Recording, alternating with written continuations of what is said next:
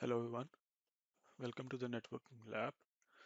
Today we're going to do a full DHCP configuration lab in Cisco Packet Tracer. So DHCP is one of the most important things in our network. Your phones connects to Wi-Fi, gets an IP, your laptop boots, and it is ready to browse in seconds. So that's all DHCP behind the scenes. So what's our plan for today? So we're going to start with how DHCP actually works, the DORA process. And then we'll build our topology in the Cisco Packet Tracer. After that, we'll configure DHCP pool on the router, handle IP exclusions, and verify clients gets the IP addresses from the DHCP server. And then uh, the most important thing is the DHCP relay agent. So after that, we'll uh, do some troubleshooting and verification commands. Okay, so let's get started. So a little bit of theory first. So DHCP stands for Dynamic Host Configuration Protocol. So its job is very simple. It's just to hand out IP addresses, subnet masks, default gateways, and DNS servers to any device that connects to your network without you having to configure each of the address manually. So that's a huge task, but it does it very simply. So it reduces the manual labor. Like imagine configuring 500 workstations by hand. It would be a very lengthy task. And then it also has a benefit of centralized management.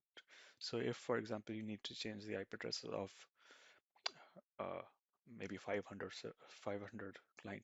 clients, so you just need to change on the one central point, and all the clients gets new IP addresses.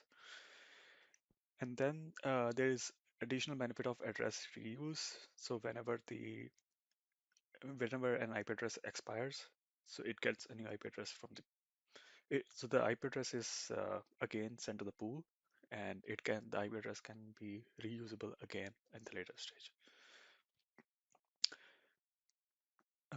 The process is called DORA. This is how the DHCP uh, works. D stands for discover, O stands for offer, R stands for request, and A stands for acknowledge. So how this works is like in step one, discover. When a PC first connects, has no IP address, it broadcasts a DHCP discover packet. So which is like asking, is there any DHCP server out there? In step two, the DHCP send an offer. The DHCP server hears the broadcast and picks an available IP address from its pool and send a DHCP offer saying that, yes, I have got an IP address for you. Third, the client says, yes, I'd like to get that IP address. So it still broadcast at that point because there's multiple DHCP servers on the network. So client tells the DHCP server that, yes, I'd like to get the offer. And fourth, step four is like acknowledgement. The DHCP server sends a DHCP acknowledge, it's yours. Lease starts now, and client configures it with that IP address from that it got from the DHCP server, and then it starts communicating with the network. So that's the theory part. Now let's try to build a lab in Cisco Packet Tracer. So this is what we are going to do today in our lab. So so we are going to do it in two parts. The first part is very simple. We'll create three PCs in a LAN network, and all these three PCs are going to are would be connected to a switch, and then switch is going to be connected to a router. The router is going to act as a DHCP server, so its fast Ethernet 0/0 interface connects to the LAN and will be sent to the one and will be set to 192.168.1.1. That's the default gateway to the clients will receive. And the other part is the DHCP relay scenario. On the right hand side, we have a second switch, SW2, and we'll have two more PCs, which are PC3, PC4. These are on completely different subnets with the subnet address of 192.168.2.0/24. So this simulates a remote office or different floor in a building. The critical thing here to understand right now is that DHCP uses broadcast packets. So so the broadcasts are stopped by routers. When the PC3 and PC4 will be looking for DHCP IP, here the DHCP server, there is no DHCP server configured here on this interface. So the packets should drop. So we'll configure a DHCP relay agent to help in that scenario. So what DHCP relay agent does is it converts the broadcast to unicast so that DHCP server can receive it across a subnet boundary. Okay, so let's configure the router as a DHCP server for our LAN in a Cisco Packet Tracer. So far, I have created this lab as this is a LAN segment. I've assigned a switch, and there's a router. This is fast Ethernet 0/0. It has an IP address of 192.168.1.1, and this is fast Ethernet 0/1, and it has an IP address of 192.168.2.1/24. So as you can see, there's no IP as of now. Okay, so we'll set it to the DHCP so that once we create a DHCP pool on the router, the PCs should get IP address automatically.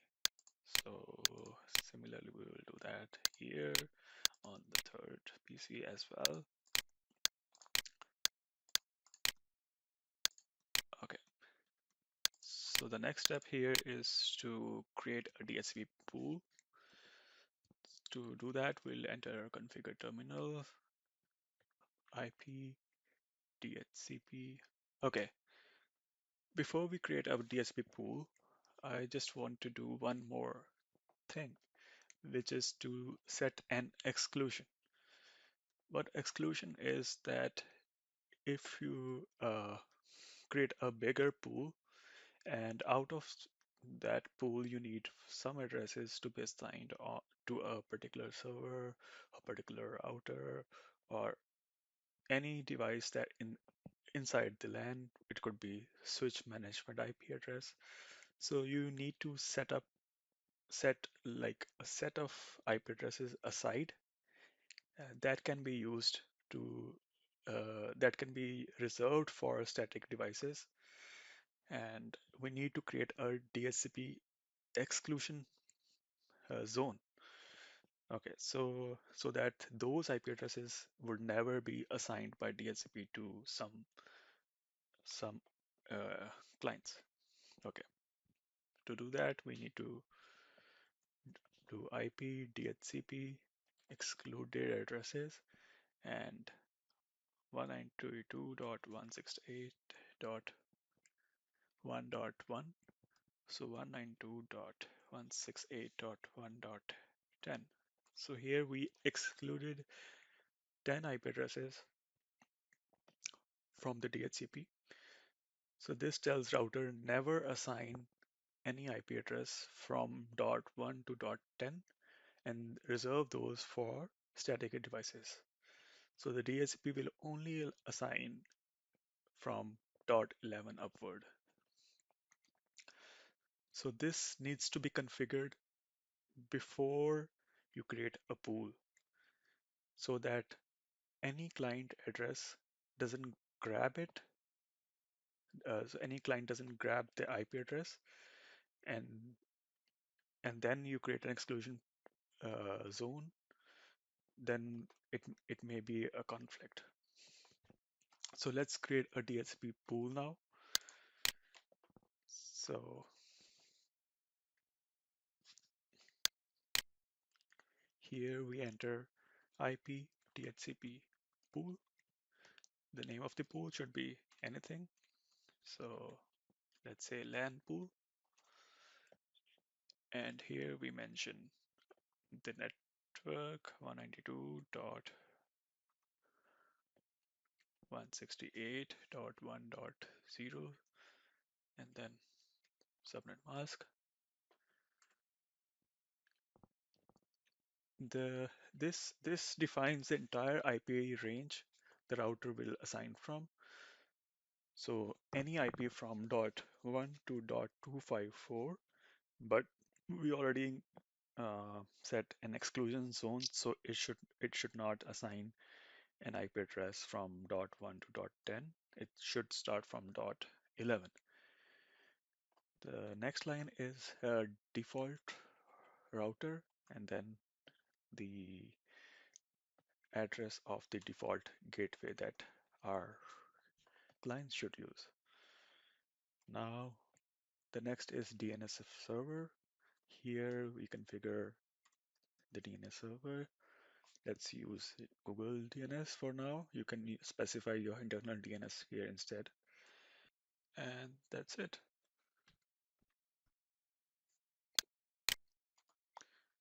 So we have created a DHCP server pool on the router.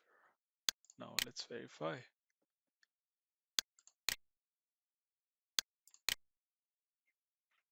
Okay, so this one already got the IP address. It starts from .11. It got correct subnet mask, got correct gateway, and it got correct DNS address. Now let's see what the next one got. Okay, so this one didn't get any IP address. We can do here is that we can switch it to static and then again to DHCP, and now it got the correct IP address. And similarly, we got the third one. It's the same thing. So it got DHCP request successful, and then it got the IP address. So we can try pinging from this server, this PC to the PC0, and it goes through. So once these PCs got the IP address, we can show, we can like uh, show the IP addresses, the IP DHCP binding. So this is a really important command to show the DHCP binding.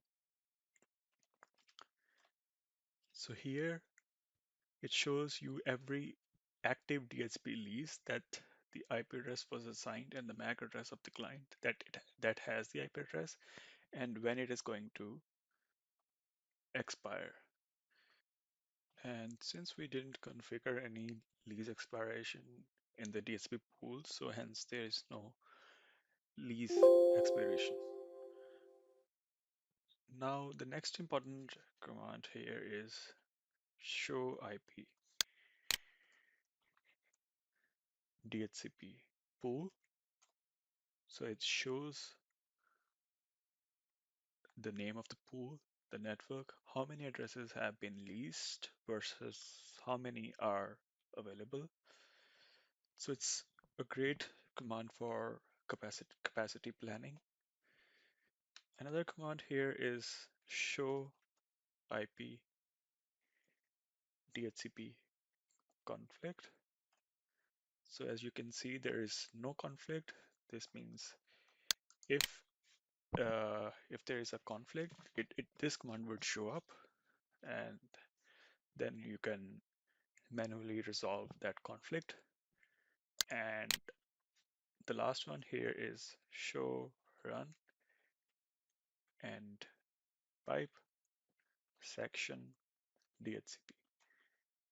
So this also filter out the running config to just DHCP lines, and it is very quickest. It is the quickest way to audit where the DHCP configuration is and how it looks like. Okay, so we're done with our first part. Now we're moving towards the second part, which is DHCP Relay Agent.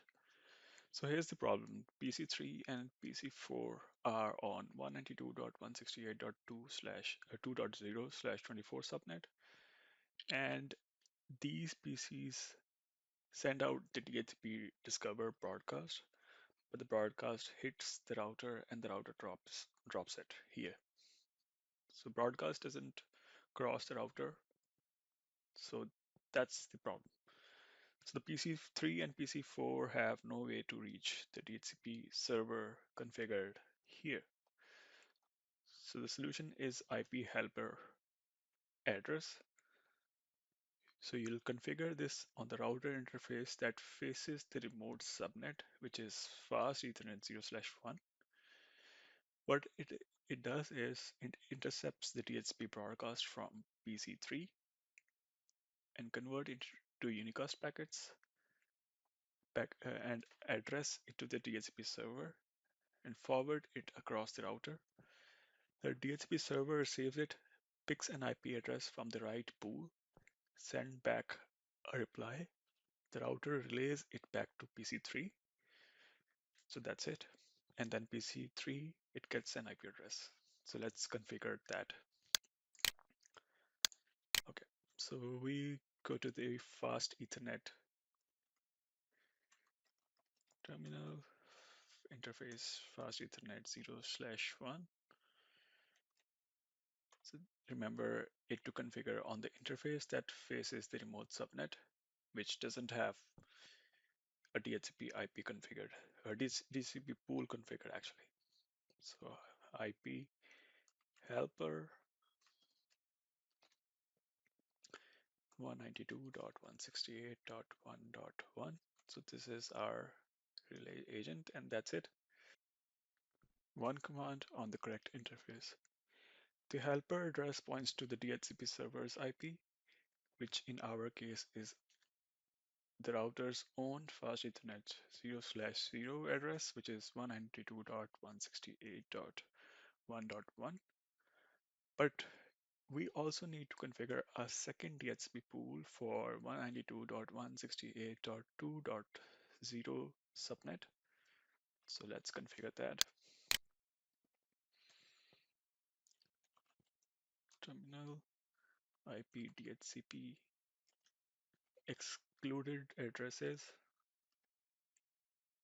192.168.1.2.1, 192.168.2.10. So we have created an excluded zone. Then we create the IP DHCP pool. Let's say a remote pool. We create a pool here of IP addresses 192.168.2.0 and subnet mask default router 92.168.2.1 DNS server 8.8.8.8, and that's it. So the router is smart enough to match relay request to the right pool based on source subnet. So let's verify. We go to the PC. Here you configure DHCP, and yes, you can see it got an IP address from 192.168.2.12 DHCP subnet mask, correct gateway, and correct DNS server. Similarly, PC4, okay, requesting IP address, and it got an IP address .14. So we can try pinging from here to the PC3 68.2.11. Oh, what was the IP address? Wait, it was 2.12.